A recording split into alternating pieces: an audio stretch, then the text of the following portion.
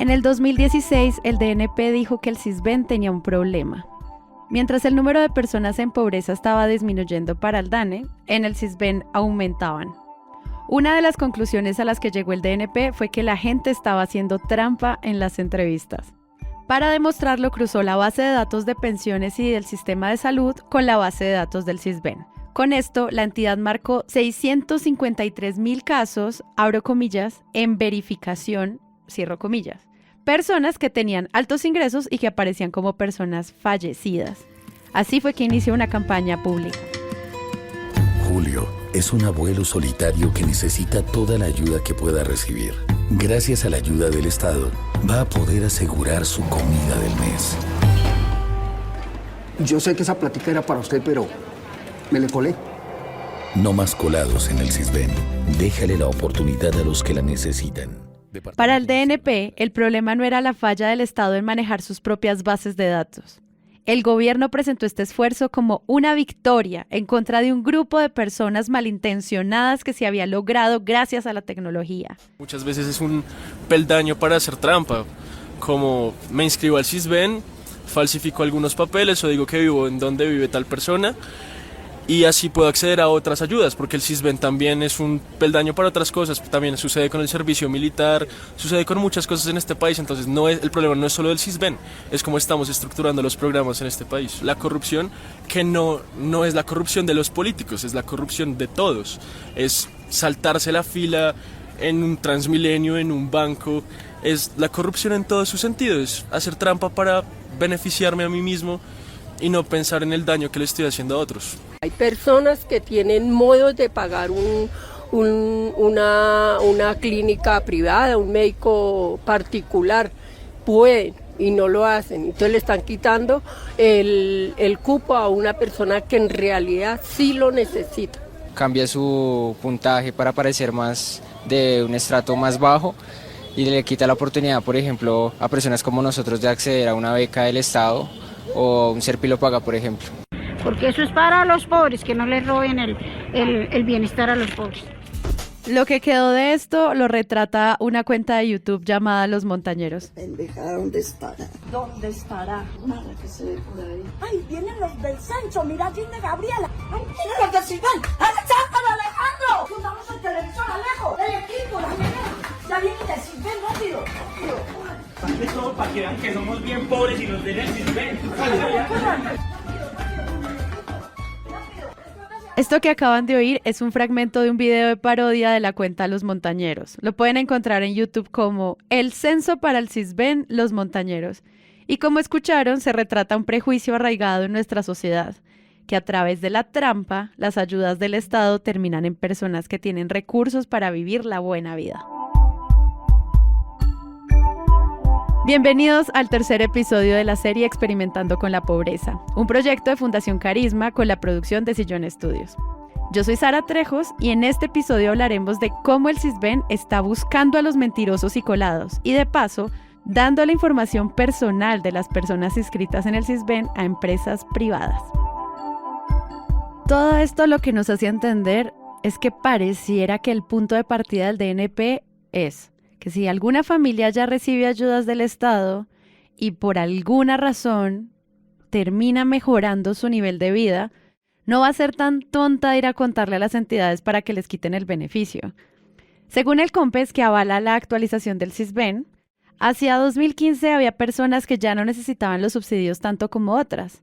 Así que para 2016 empezaron a diseñar un sistema de intercambio de información para verificar los datos que reportan al Sisbén. Ellos en 2017 sacan un decreto que les dice como, oiga, nosotros tenemos que tener acceso a todos los registros administrativos que querramos tener. Acaban de escuchar a Johan López, historiador y sociólogo y además investigador del informe de la Fundación Carisma Experimentando con la Pobreza, que lo pueden leer completo en las notas del episodio.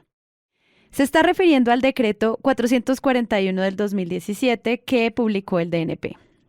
Este decreto le permite al DNP firmar convenios con entidades públicas y privadas para obtener y compartir información personal de las personas que están inscritas al sistema. ¿Para qué? Para verificar la información que entregan en las encuestas. Entonces ellos dicen, listo, podemos pedir este registro administrativo para verificar esta información, y entonces comienzan a tratar de buscar acuerdos de intercambio de información con diferentes entidades estatales y no estatales para verificar la información que la gente está reportando. Entonces, pues si yo digo que yo no he recibido salud en el último mes, por ejemplo. Entonces ellos dicen, bueno, entonces yo necesito ir a buscar en el sistema de salud una base de datos que me permita ver cuándo fue la última atención de esa persona. Y me dice, no, pero es que usted estuvo en el médico hace 2 semanas, no está mintiendo, le mintió a la encuesta. Entonces, ¿qué genera eso? Eso genera algo que se llama la marcación en verificación. Entonces, ese registro de esa persona, registro es como ellos le llaman, ¿no? Su registro está en verificación. Esa persona, esa familia queda marcada en verificación. Es que verificar es una vaina muy complicada. De conseguir entrevista en el CISBEN solamente daban era la información que mandáramos por correo, lo que íbamos a consultar o lo que íbamos a diligenciar.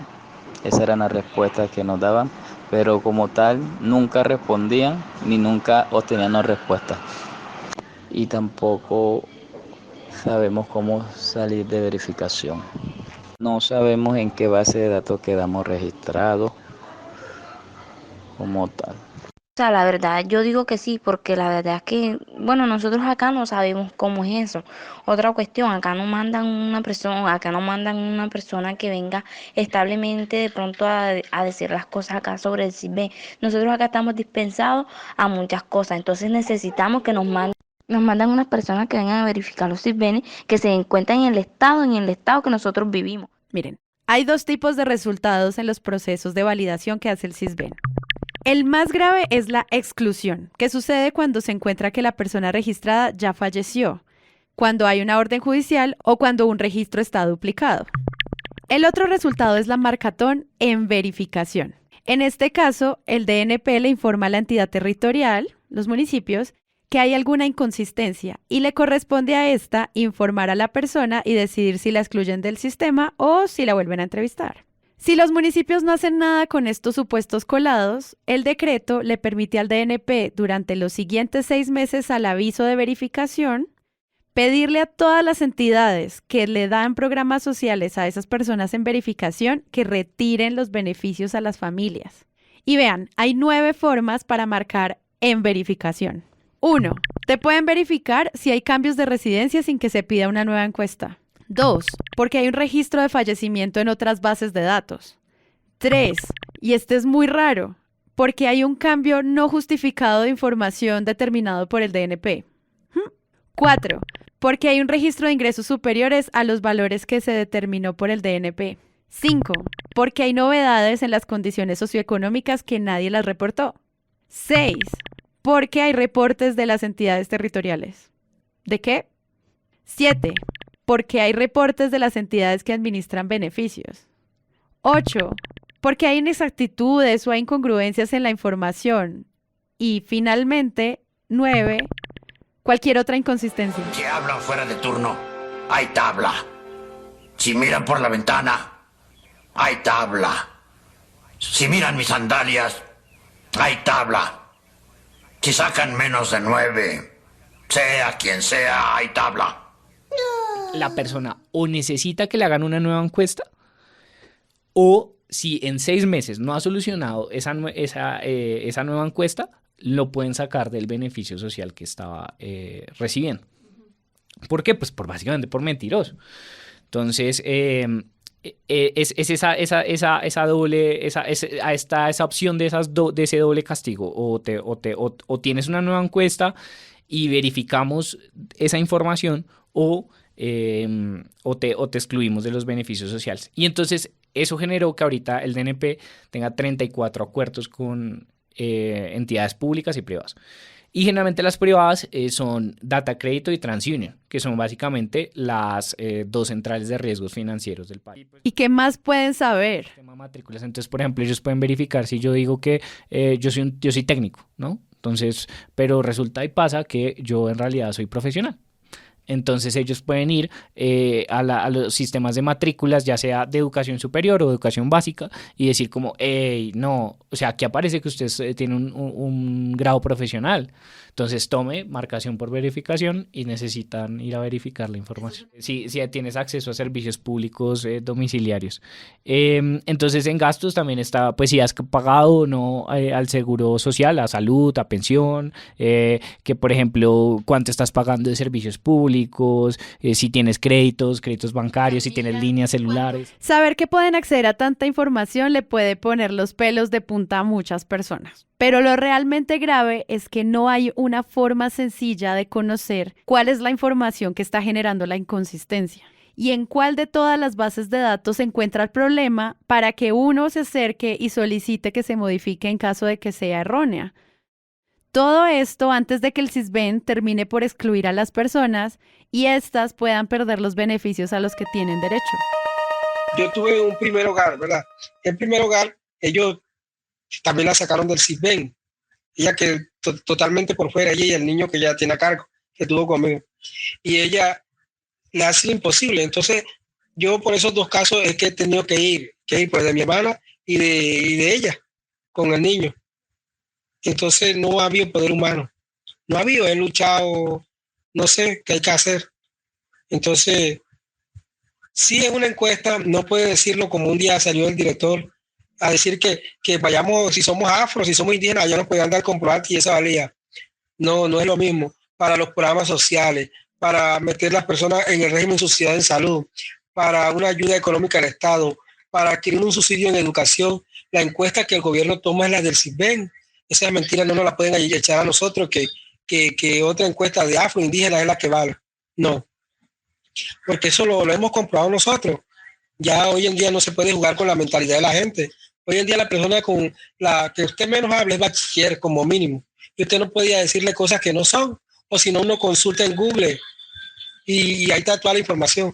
No puede salir el director del Sisbén Guajira a decirnos eso, que la encuesta del Sisbén no es válida para los programas que el gobierno oferta. Tenemos un derecho a conocer qué dicen las bases de datos de nosotros, a corregir la información, pero cuando a estas personas les sale, como decía Joana ahora, entonces la marcación en verificación, pues es tarde. ¿Cuál fue la base de datos que falló? ¿Cuál fue el problema? ¿Dónde está? No hay, digamos, la gente no tiene recursos para arreglar ese problema. La gente puede estarse esperando 3, 4, 5, 6 meses solo por la primera encuesta. O sea, imagínate cuando te marcaron en verificación y tú estás súper desesperado porque te van a quitar, no sé, el servicio de salud. Entonces vas súper desesperado a la oficina del Sisbén y te dicen, sí, aquí la nota en la lista de las 300 personas que están esperando una encuesta. La única respuesta que nos dan es que a ellos se les sale de sus manos, que prácticamente el que tiene la culpa es el anterior alcalde, que ellos no podían solucionarnos nada, que ya nosotros aparecíamos así y en realidad a ellos son los que les toca gestionar y no nos han solucionado absolutamente nada. Lo único que nos dicen es que a ellos se les sale de sus manos y que no pueden hacer nada. No nos han hecho encuesta de este Sisbén, somos de estrato bajo, somos del barrio Porvenir y entonces no hemos podido y nuestros hijos siguen sin Sisbén. Por ejemplo, hay gente que le recogieron información en 2017 que se van a acordar de qué dijeron. O sea, puede ser que ni siquiera pensaron bien la respuesta, no se acuerdan. Y pues nada, te dan esa marcación en verificación y no le ofrecen ningún tipo de explicación a la persona. Cuando aparezca estado en verificación, significa que debes acercarte a la oficina Sisbén de tu municipio para revisar la información suministrada en la ficha de tu hogar. Finalmente, si no aparece tu información y encuentras este mensaje, significa que aún no has realizado la encuesta de Sisbén 4, pero puedes acercarte a la oficina Sisbén del municipio en el que... Por si no fuera suficiente, la nueva encuesta de los posibles beneficiarios incluye 2 nuevas cláusulas que requieren ser aceptadas por quien se quiere inscribir y actualizar su información. Ojo, estas cláusulas especifican que la negativa de suministrar la totalidad de la información solicitada impedirá su registro en el Sisbén. Y que la información se entrega bajo gravedad de juramento, de forma que Cualquier presunta falsedad identificada a través de cruce de bases de datos generará exclusión del Sisbén, así como acciones legales y judiciales. Recapitulemos, la estrategia del DNP es contrastar los registros de diferentes entidades públicas y privadas para identificar posibles incongruencias y permitir la actualización automática de información registrada en su base de datos. Bien, se busca que sea compatible con al menos otras 34 bases de datos con información relacionada a salud, pensiones, educación, trabajo, finca raíz, impuestos, riesgos financieros, beneficios sociales, transporte, registro de víctimas y servicios públicos.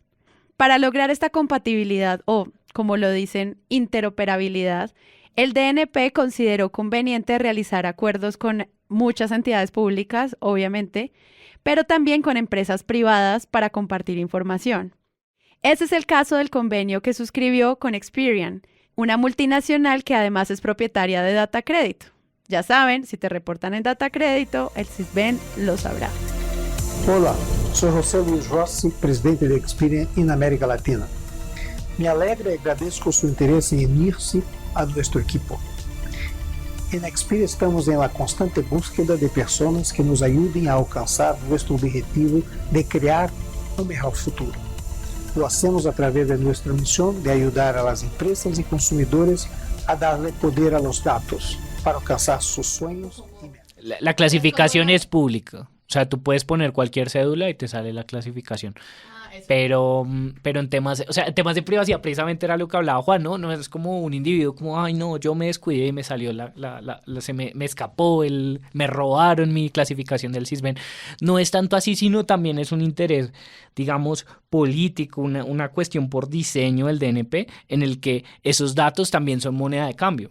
Por ponerte un ejemplo, las entidades cuando hacen acuerdos de intercambio de información, no es solamente como, ay, bueno, TransUnion o Experian nos entregan toda la información de esta gente y nosotros sonreímos.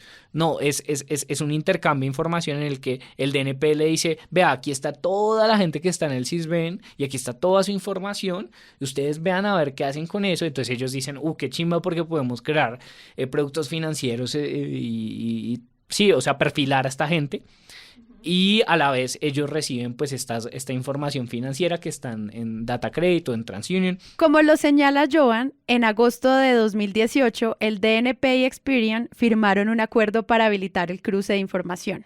Entonces, el DNP se beneficia de utilizar la base de datos financieros de Data Crédito, con el fin de buscar inconsistencias en los ingresos y la solvencia de las personas que entrevistan en el Sisbén.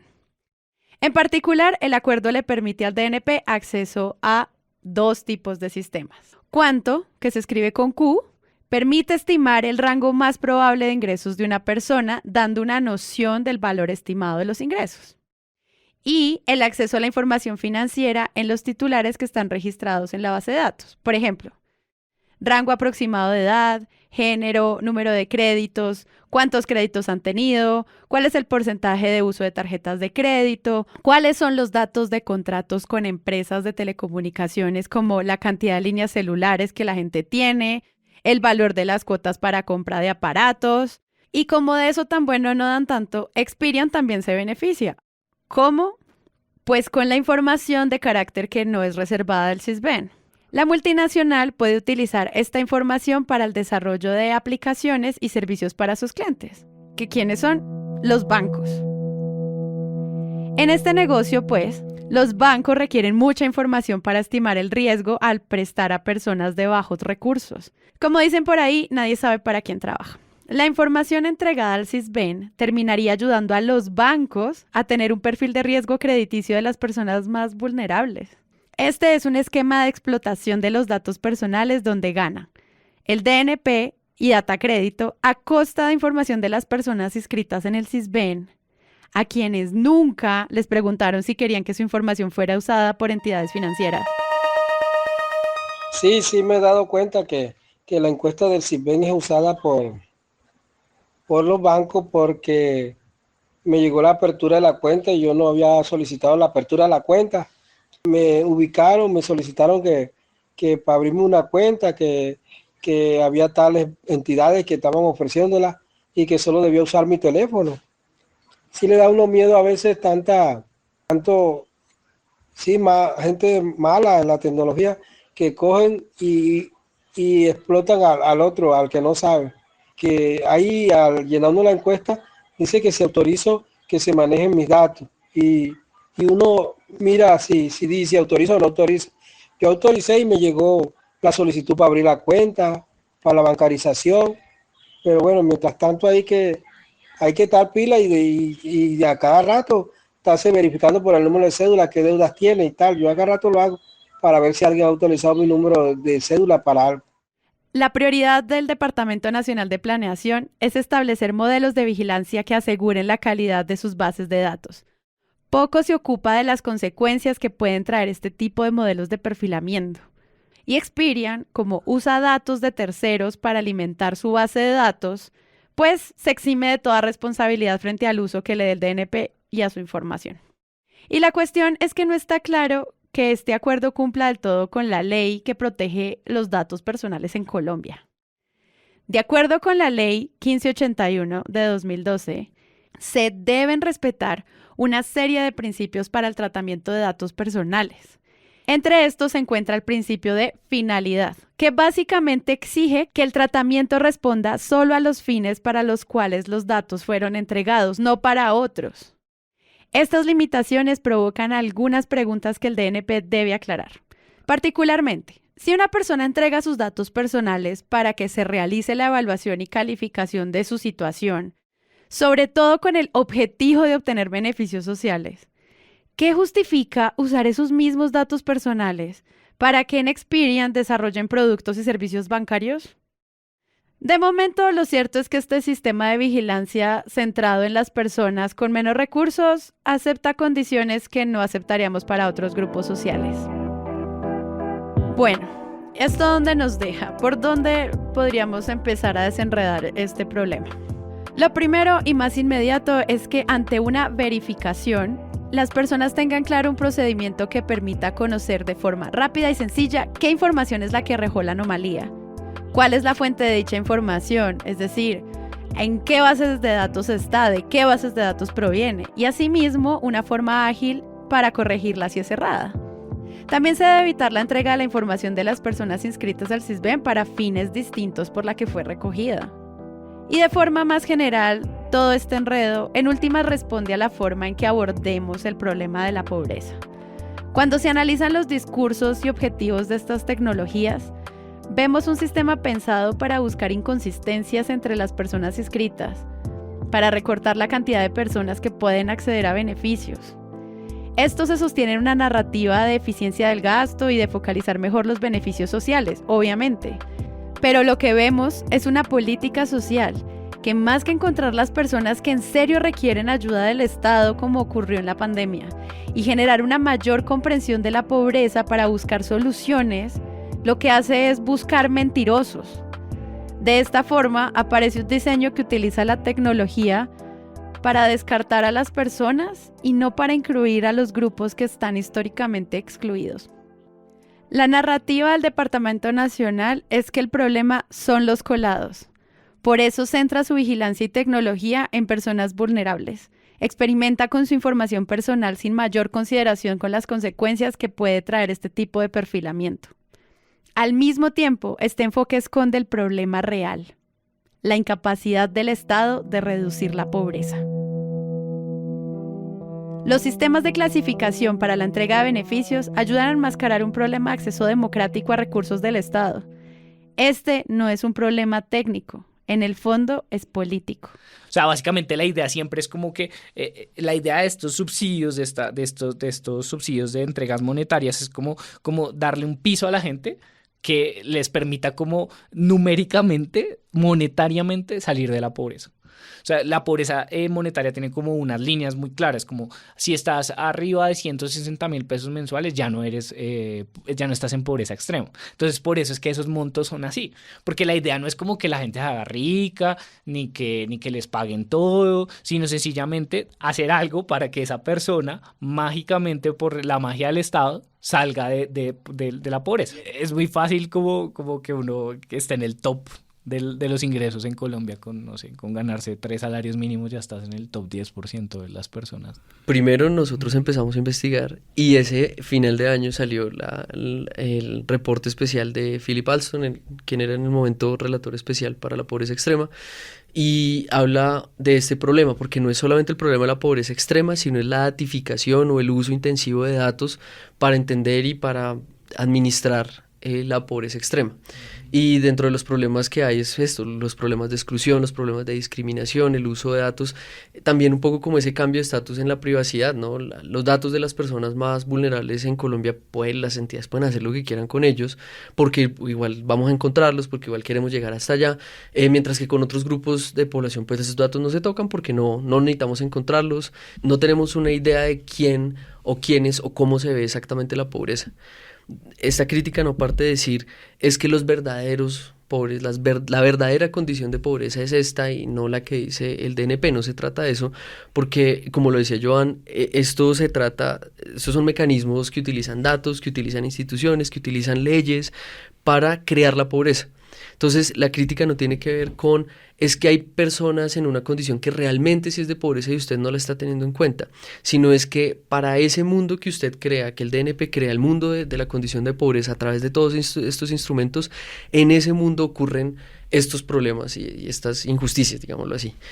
No se trata entonces de nuevo de una discusión, digamos, económica sobre cómo se mide la pobreza y cuáles son las formas correctas de medir la pobreza. Claro, se mide la pobreza con el fin de armar una fila justa para acceder a los recursos del Estado y evitar los colados, pero se nos olvida que sin fila no habría colados.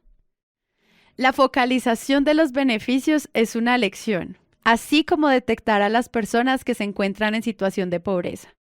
Idealmente, los beneficios sociales podrían ser universales, garantizar la educación pública de calidad gratuita, un sistema de salud gratuito para las personas garantizado por los impuestos.